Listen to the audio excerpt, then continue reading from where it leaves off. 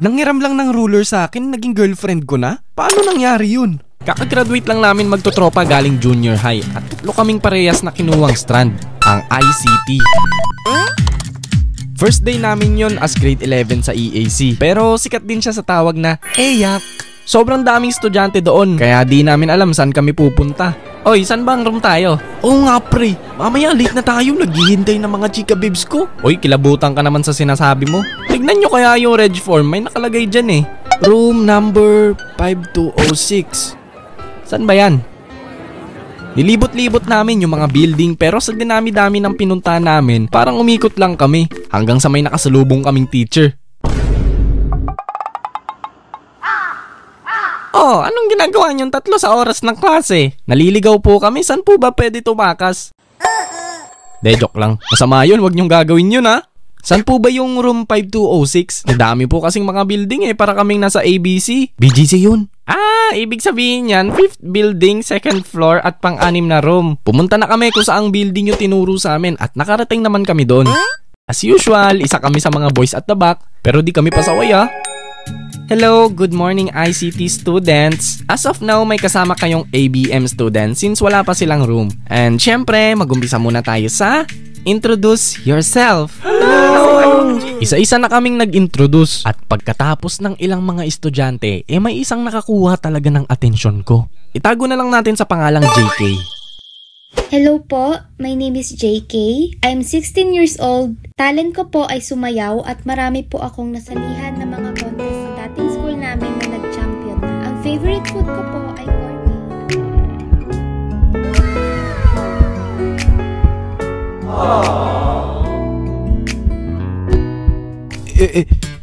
Ito ba yung tinatawag ng karamihan na hindi ako naniniwala noon dahil para sa akin, isa lamang yung teorya. Pero ngayon, mukhang totoo nga.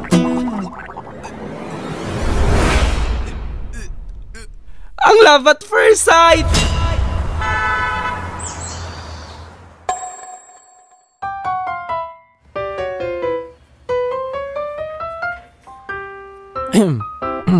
Nurse, gising na siya.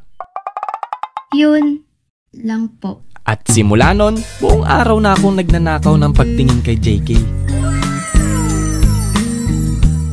Class, please dalhin nyo gamit nyo dahil magka-campus tour tayo! Let's go! Uy, camping tour! Campus, anong camping? Nilibot kami ng teacher namin sa buong school at para magka-idea kayo kung gaano kalaki yung campus. Ganito kalaki yung school at marami din talaga nag-tour ng mga class since first day pa lang nga. Tapos nung nandito na kami banda sa field, class, groupie naman tayo. Oh, picture daw. Selfie, selfie. Teka, peram lifting. Sino ba may mga magagandang camera dyan? Pairam naman. Mamo, iPhone 13 Pro Max, 1TB fully utang. Oy, waki naman daw. Oh, waki naman. Habang nagpipicture kami, hindi ko talaga mapigilang mapatingin sa napakagandang mga ngiti niya. Ay, titig na titig si tropa kay ate. Pag natunaw yan, ikaw suspect dyan. Baliw. O class, tara na. Dumaan yung mga araw na madalas ko siyang ninanakawan ng tingin. Di niya naman ako nahuhuli pero sumabi talaga sa isip ko na what if pumorma ako. Kaso baka hindi niya ako matipuan o kaya hindi niya ako magustuhan. Tapos kung ano man gawin ko hindi niya magustuhan. Pupormahan ko kaya siya. Nurse, di na naman siya nakainom ng gamot oh. Tuwing break time, nakikihalubilo kami sa mga kaklase namin kasi nga lahat kami bago sa school at talagang dapat marunong kang makisama. Uy, may ice cream dito oh.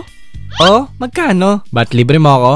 Uy, yan nag-umpisa lolo't lola ko eh. De, pre, kasi tinatanong ako eh. Kala siguro tindero ako dito. Oy, wag kayong ganyan. May broken dito oh. Uy, hindi. Ay oh, kwento naman. Narinig ko yung usapan nila tungkol kay JK. Kasi nga broken daw siya. Pero ako naman tong si papansin, sinimulan ko namang asar sa kanya. Uy, ba't broken ka? Masakit? Uy, hindi. Di ako broken. Oo, okay lang yan. Meron naman dyang iba. Malay mo, di ba? Kinakausap ka na pala. Easy ka lang nakikipagkaibigan lang naman ako, pre. Nakikipagkaibigan lang ang tao. De, joke lang. Di ako ganun ah. Pero after nun, na-curious na ako sa kwento niya kasi nga di niya naman nasabi sa amin. Which is normal lang kasi ba't ka nga ba magkakwento sa di mo pa close at sa maraming tao pa, di ba? Good morning, class! Ang first activity for this subject is to create a logo of our school in short bond paper, okay? So, hindi pa naman ganun ka-strict yung mga teacher noon, kaya kahit saang pwesto kami gumawa, ayos lang. Nagkataon na mag-isa si JK sa likod. Pero nga ako ruler, kung ipalo ko sa'yo to. Uy, may ruler ka pala? Pwede pa hiram? Oo naman, basta ikaw.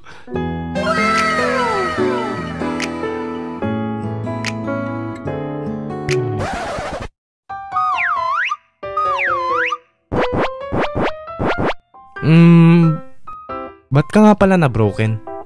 Di naman ako broken. Ano yung sinasabi nila? Habang nagdo-drawing kami, kinakausap ko siya noon about sa story niya. At nagulat ako nung kwento niya nga. Hindi ako nagulat sa kwento, pero nagulat ako na kinuwento niya sa akin. Ibig sabihin, pinagkakatiwalaan niya ako. Ganun pala. So, di ka naman pala talaga broken. Class, since wala na tayong time, ituloy nyo na lang yan sa bahay. Hanggang sa pag-uwi hindi ko na siya maalis sa isip ko. Di naman ako broken. Ano yung sinasabi nila? Kaya ang ginawa ko?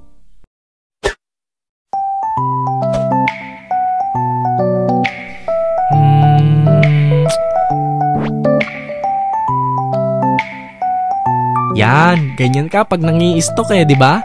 Pinag-iisipan ko that time kung i-add ko ba siya o hindi. Nahihiya kasi ako na baka isipin niya gusto ko siya. O kaya crush ko siya, ganun.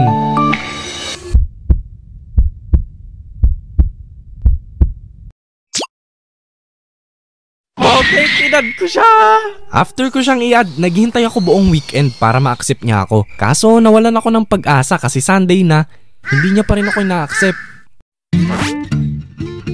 Sabi na. Pangit talaga ako Pero baka OA lang ako. Sige, bahala siya. Basta ako makiki-friends lang.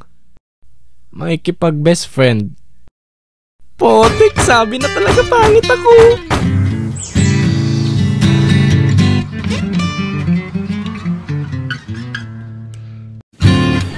Monday na at sakto flag ceremony. Medyo late na ako noon kasi ba naman 6 AM ang pasok namin. Sabaw na sabaw pa ako pero napansin kong wala si JK doon. Buti nga late siya. Di niya ako ina-accept Hey, hands forward. Oh no! Pagtapos ng flag ceremony, nagulat ako, nakaupo na siya sa upuan niya sa unahan. Babatiin ko sana siya kaso naalala ko hindi niya pala ako ina-accept. Kaya dumiretso na ako sa upuan ko. Class, since ilang araw na, kailangan ko nang ayusin yung seating arrangement ninyo. Kasi umiingay na yung mga boys at the back! Para lang may idea kayo, ganito yung una naming pwesto. Tapos inayos kami ng arrangement. Andito na ako tapos yung dalawang tropa na hiwalay rin sa akin. Pagka sinuwerte ka nga naman, halos nasa likod ko lang si JK nun. Sobrang na-conscious ako sa bawat kilos at body posture ko habang nagkaklase. Kasi nga nasa likod lang banda si JK. Pero nung break time, tumabi muna ako saglit sa kanya para kausapin. JK, yung ruler ko di mo pa binabalik Kala mo nalimutan ko na yon? Wala, nabalik ko na yun. Wala kaya sa bag ko. Nawala na nga ruler ko tapos di mo pa ako in-accept. Ha? Accept saan? Sa Facebook. Baliw. Nahack kasi Facebook ko. Nahack? Oo, gulat ako di ko na mabuksan Potek, akala ko ayaw niya sa akin. May chance pa. Bakit pala nahack? Di ko nga alam, basta iba na yung password. Simula nung narinig ko yun, natuwa talaga ako kasi hindi naman niya pala ako sinusungitan. Madalas kami mag-usap lalo tuwing break time. Lagi akong sumusunod sa kanya para makipagkwentuhan lang. Oo nga pala, mamayang uwian, saan ka? Uuwi. Oo nga naman, uwian nga Hirap pala maging torpe. Ano yun? Sabi ko may quiz daw bukas umaga, wag kang papalit Kinabukasan, may quiz kami noon. Nag-aalala ko noon kasi 5 minutes na lang magi-start na yung quiz. Ala, late ata si JK. Hindi ko pa naaaninag yung kagandahan niya. Sa hindi inaasahang pangyayari, tapos na yung quiz noong nakarating si JK. Napaiyak na lang siya sa upuan niya, siguro sa pressure na rin. Wala akong nagawa noon, tapos nakatingin lang ako. Hindi ko kasing ugaling mang comfort Pero sa time na yon, ate, isa nga pong tubig, tsaka isang gayuma na rin. Joke lang, pillows po.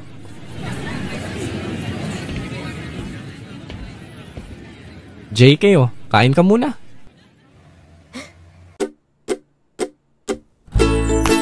Simula nun, madalas na kaming magkasama simula sa break time, uwian, at dumating pa nga sa point na nag-seating arrangement at pinagtabi talaga kami.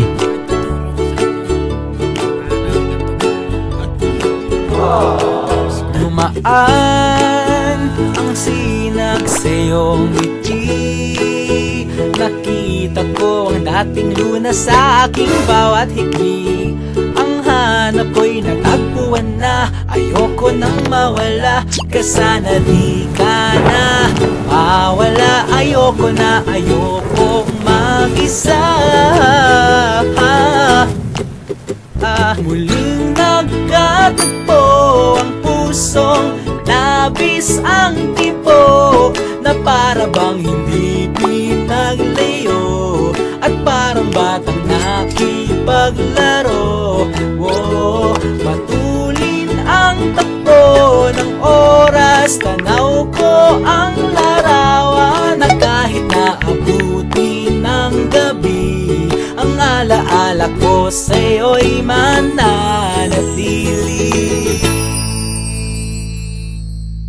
At dumating na nga yung punto, habang kausap ko siya sa chat, sinubukan ko nang aminin kung ano yung nararamdaman ko sa kanya.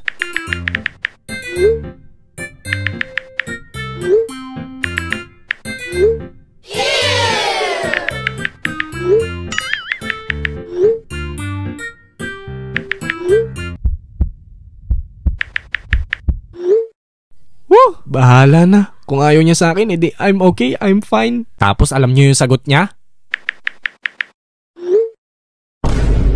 Boom! Tinawanan ako. I'm okay, I'm fine, Kenchana. Akala niya siguro nagbibiro ako since madalas nga ako magbiro sa kanya. Pero syempre, hindi nagtagal, nahulog rin yung loob niya sa akin. Pero hindi ibig sabihin nun kami na ha. Kumbaga nasa getting to know pa rin kami. Lumalabas na kami nun para kumain at that time, 50-50 pa rin kami sa mga date namin. Pero syempre madalas nililibre ko siya sa pamasahe o di kaya sa ibang mga pagkain. Actually, yun din nagustuhan ko sa kanya, na marunong siya magbigay rin. Kumbaga give and take nga kami sa isa't isa. Doon pa lang sobrang girlfriend material niya na. Isang araw naisipan kong bisitahin siya sa kanila kasi absent siya nun. At pagpasok ko, sinalubong ako ng 2 aso nila. Actually, sobrang kabado ako nun kasi ako lang daw yung kauna-unahan at nag-iisang pumunta sa bahay nila at makikilala ng nanay niya. Kaya ayun, sobrang kabado ako at pinagpapawisan habang nakaupo. Ba't parang pawis na pawis ka? Anyari sa'yo? De, normal lang to sa akin. Ganito talaga ako since birth. Sure ka? Kain ka muna oh, eto soft drinks tsaka cake. Binigyan ako ng cake nun at soft drinks habang nakikipagkwentuhan rin. Pero di ko pa rin makontrol yung kaba ko nun. Yung heart ko! Tita, dito na po ako. Salamat po sa merienda. Sige, mag-iingat ka ha. Hinatid lang ako ni JK sa sakayan tapos habang pauwi, may mga tanong sa isip ko. Paano ako manliligaw sa kanya kung wala akong pera? Paano kung sinagot niya na ako tapos wala akong maiharap sa magulang niya? Ikaw ba nanliligaw sa anak ko? Ano pinagkakakitaan mo? Hala, wala to sa reviewer ko ah. Nag-overthink talaga ako nun. Na-realize ko kasi na ang panliligaw ay di lang about sa paano kanya magugustuhan. Dapat iniisip mo rin na paano siya mabibigyan ng masasaya at matataas na quality ng bonding. At mahirap ibigay yun kung wala kang pera. Tsaka ako din yung tipo ng tao na pinalaki kung ano yung gusto mo, paghirapan mo at huwag mo hingin lang sa magulang. Fast forward tayo. Grade 12 na kami at online class lahat kasi pandemic na yon. Actually, medyo challenging kasi magkaibang section na kami ni JK at hindi na rin kami nagkikita kasi nga bawal lumabas that time. Hindi ko masabi kung na-depress ako kasi di naman ako nagpakonsulta sa doktor, pero masasabi kong grabe yung stress at frustration ko noong pandemic. Nagsama-sama yung lungkot, walang pera, walang makain at napakaraming problema. Pero sa likod ng lahat ng yun, tuloy-tuloy pa rin yung pag-uusap namin ni JK. JK, what if mag-vlog ako? Susuportahan mo ba ako? Oo naman. Ako yung magiging #1 fan mo, tsaka basher mo. Bakit basher? Siyempre, aasarin kita. Isa pala ako sa mga sumubok mag-vlog noon. Hi vlog! Welcome to my guys! Ay, pero tulad din ng karamihan, hindi ako nagtagumpay. Isang beses nakapanood ulit ako ng Pinoy animation. Sobrang natuwa ko kaya sinubukan ko. Hindi na ako mag-focus sa kwento kung paano ako naging si Jelonimation. Siguro next time na lang. Kaya to make the long story short, bago pa ako naging si Jelonimation, nakasuporta na sa akin si JK. Unti-unti nakakapagkita na kami para kumain. Pero uso pa nun yung face shield. Ultimo, makipag-usap sobrang hirap nun eh. Kamusta ko naman? Ha? Kamusta ko? Di kita naintindihan. Ano daw? Sabi ko, kumusta ka? Sir, pakisuot na lang ng face mask. Nung oras na yon, na-realize ko na naging dahilan pala si JK para magpursige ako maging better version ng sarili ko. After ng ilang months, nag-ipon ako at bumili ng singsing. Actually, first time ko bumili ng mamahaling gamit bukod sa mga pinapang-animate ko. Ang ganda nito. Ewan ko na lang kung di mo pa ako sagutin. Woo! Salamin. Sana ibigay ka na sa akin. Nag-set kami manood ng sine sa pagkakatanda ko. Spider-Man Multiverse pa showing nun eh. Pogi ni Spider-Man eh, no? Di ba may girlfriend yun sa totoong buhay? Oo, yun yata yung gumanap din na girlfriend niya. Buti pa sila, no? Tayo kaya?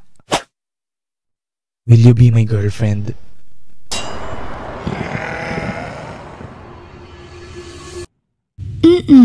Parang batang nakipaglaro. Sa wakas may diploma na tayo. Pero dapat lang, no? Sa online na nga lang tayo gumraduate eh.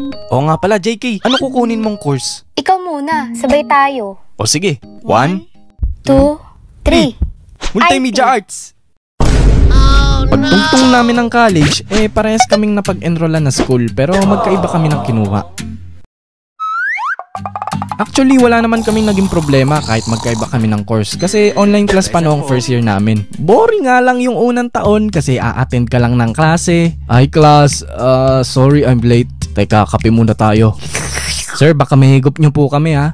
Gagawa ng mga performance task. Ito po ang performance task namin sa MAPE. Tapos maglalaro na kami ng baril-barilan ni JK. Bukod sa pag-animate, ganito lang yung naging routine namin. Kaya pabor sa amin yun kasi mas marami kaming time at madalas pa kami nakakapag-date. Not until nag-second year kami. Jello, di ba face to face na kayo? Opo ma, paalis na po. Oh, kumain ka muna. Eto, may niluto ko sa inyo ng ate mo.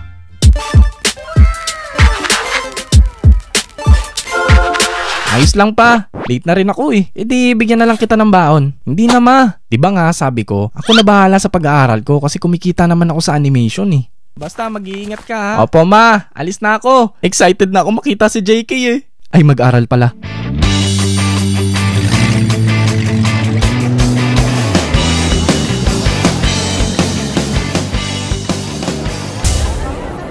Uy, Pogi, tawagin na lang natin siyang si Procopio. Isa siya sa mga naging classmate namin nung senior high school. At sakto, parehas kami ng naging course at school. At naging kaklase pa. Amazing! Uy pre, parang nadagdagan ka na naman ng height ha. Saan pala room natin? Ako pa talaga tinanong mo ha.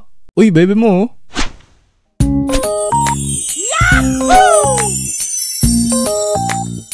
Yes, I do.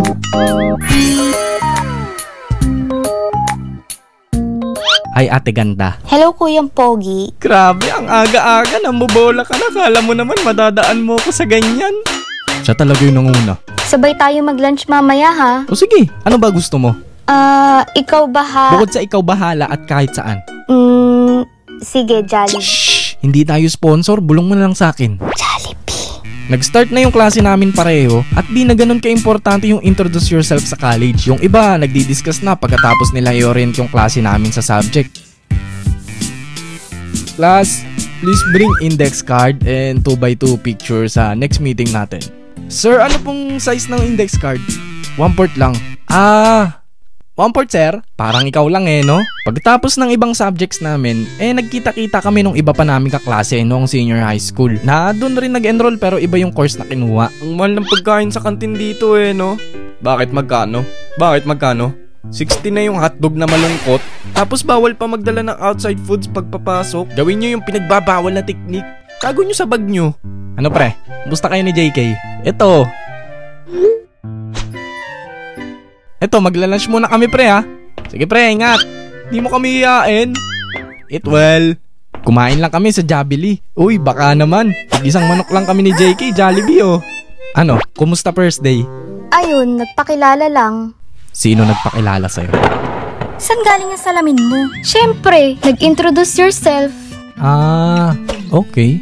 Oy, I smell protective boyfriend. Aba hindi ah. After namin kumain, hinintay ko lang matapos sa klase si JK. Wala na kasi kaming class noon at magkaiba kami ng schedule. Pag college pa naman, literal na iba-iba yung oras ng pasok nyo kada araw. At since di kami parehas ng course ni JK, talagang nagkakasalungat yung oras namin. Madalas kong hinahatid si JK sa kanila pa uwi. At nakakalabas-labas pa rin kami kahit papaano. Syempre no, mahalaga yun. Hindi porket sinagot ka na, titigil ka na sa panliligaw sa kanya. Dumaan yung ilang months at naging busy kami sa school. Halos di na kami nakakapag-bonding kasi laging group works yung mga gawain. At mahihiya kang hindi mag-contribute sa mga kagrupo mo. Syempre no, hindi ka na high school, ambag-ambag rin. Help me! Di ko na rin siya maihatid masyado kasi either may kailangan akong tapusin sa school or di kaya kailangan kong bantayan yung pamangkin ko sa bahay. Tito, let's play Roblox. Anong Roblox? Manood kang Jello animation dyan, no? Okay. Di na tayo makapag-date, no? Sige na, may ginagawa ka ata. Minsan, nagkakatampuhan na kami kasi busy na nga tapos parang hirap pa sa communication. That time rin kasi nag-a-animate na ako at ang hirap pagsabihin ng school at paggawa ng animation. Halos di na nga ako nawawala ng sakit. Siguro dala na rin ng pagod at stress. Good morning. Ingat ka sa pagpasok, ihintayin kita pag uwi nyo ha.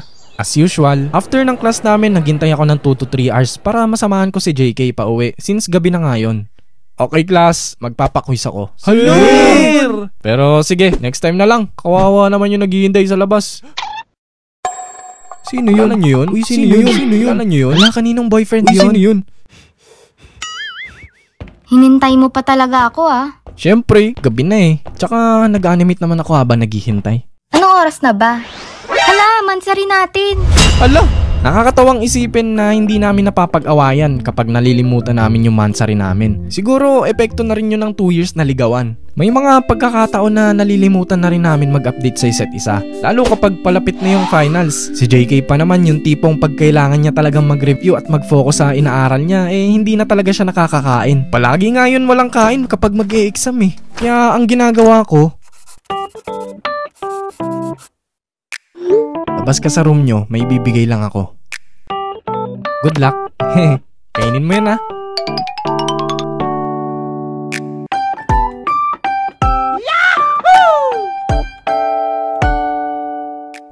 Saan ka galing? Sa Aniban Sugar Pop pampayam-payam ko. Ah, ayos ah. Harot muna bago review ah. Ba't ikaw? Nag-review ka na? Hindi. Oh, eto, review tayo. Ano, Jello? After exam shooting daw tayo. Ah, sige. Jello, yung drawing mamaya, pakisend na lang sa GC ha. Ay, oo nga pala. O sige. Tuwing pagkatapos ng exam, doon kami gumagawa ng mga task performance namin. Kasi hindi namin siya ginagawa na maaga, sadyang sa sobrang daming binibigay na gagawin at kawalan ng oras, doon lang kami nababakante. Okay guys, break time. Maya-maya ulit yung practice natin, okay? Yeah, hello po. Ano daw po pangalan nyo? Jello. Sa Facebook daw po. Di ko na pinansin yung babae kasi alam ko na agad yung pakay nila. Akala ko interviewin lang ako for school purposes eh. Ano daw yun pre? Di ko alam dun. Ano daw pangalan ko? Hindi ko sure kung anong course at year ng mga yon, pero syempre, hindi naman ako bata para hindi ko ma-realize yung intention niya or nila, di ba? Kaya kinwento ko yung senaryo na yon kay JK. Akala ko matutuwa siya kasi hindi ko pinansin yung nagtanong kaso. Dapat una pa lang sinabi mo may girlfriend ka na. Tapos ayun, di ko alam kung nagtampo siya or naiinis siya kasi may nagtanong ng pangalan ko. Kaya lesson learned sa akin na sige, next time sasabihin ko agad. Kala mo talaga mauulit pa eh. At naulit pa nga. Isang beses, pauwi na kami ni JK. Pero sabi ko, wait lang pala, mag-CR muna ako ha. Kaya bumalik ako sa school tapos biglang, Kuya, ano daw po pangalan nyo? Nangyari nga ulit. May girlfriend na ako. Tapos ayun, diretso na ulit ako sa paglalakad. Pagbalik ko kay JK, kinwento ko ulit yung nangyari. At hindi ko maintindihan kasi parang medyo naiinis pa rin siya.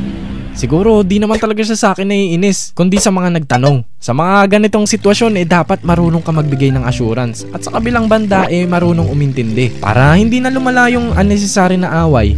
Ay, uuwi na pala si Papa next week. Ay, oh? Hi, kabado. Huh? Ba't naman? First time mo pa lang siya mamimit. Tsaka, medyo masungit pa naman yun. Kung maaalala nyo last time, mama niya lang yung na-meet ko. Kasi nasa barko yung papa niya. Kaya sakto nung birthday niya, dun kami unang magmi-meet. Ano kaya ang mangyayari? A. Susungitan at hindi papansinin. B. Tatanungin lang kung ano-ano. Letter C. Bibigyan ng 1,000,000 para umiwas kay JK. Or letter D. Hanggang letter C lang. Happy birthday! Wow, thank you. Yi, mamimit na niya si Papa. Kinakabahan ka? Siyempre hindi.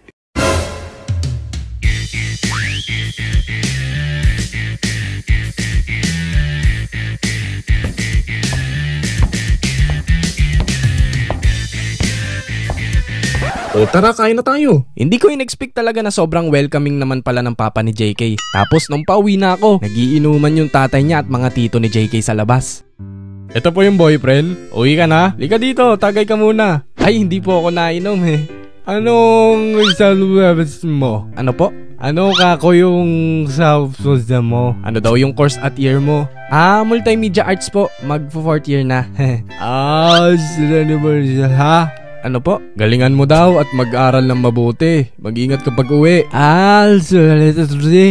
Dumaan yung maraming monthsary, first anniversary, at second anniversary namin.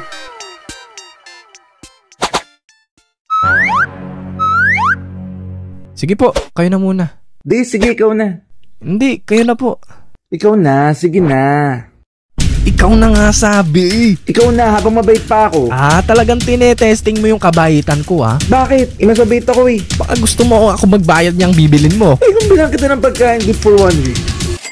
Ba't ang tagal mo? Haba kasi ng pila Isa sa kinailigan namin tumambay sa 7-Eleven. Kumbaga dito kami nagme-merienda bago umuwi. Stress reliever talaga kasi namin ang kumain magkasama at magkwentuhan. Pero ito na nga yung kinakatakutan ko. To make the long story short, first time namin mag-away ng ganito.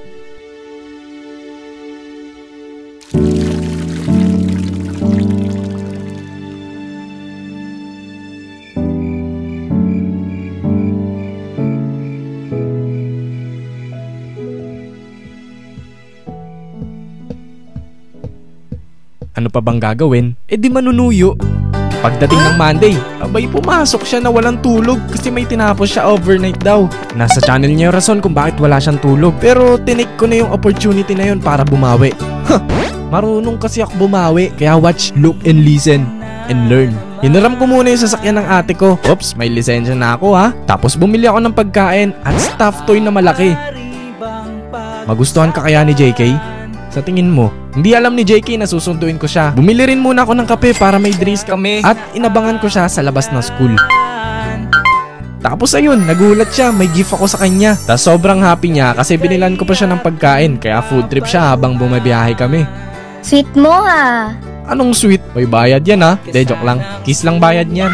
Ayoko nga, Actually, ang dami kong realizations nun. Hindi porket matagal na kayo, magiging confident ka na. 2 years na kami plus 2 years na ligawan. Kaya anong advice na may ibibigay ko? Peace of mind. Iwasan yung unnecessary na away at pag may problema, magtulungan kayong ayusin yun. Kaya kayo tinawag na partner kasi partnership yan. At ang pinaka-importante sa lahat, pagdasal nyo yung isa't isa. Alam nyo kung bakit?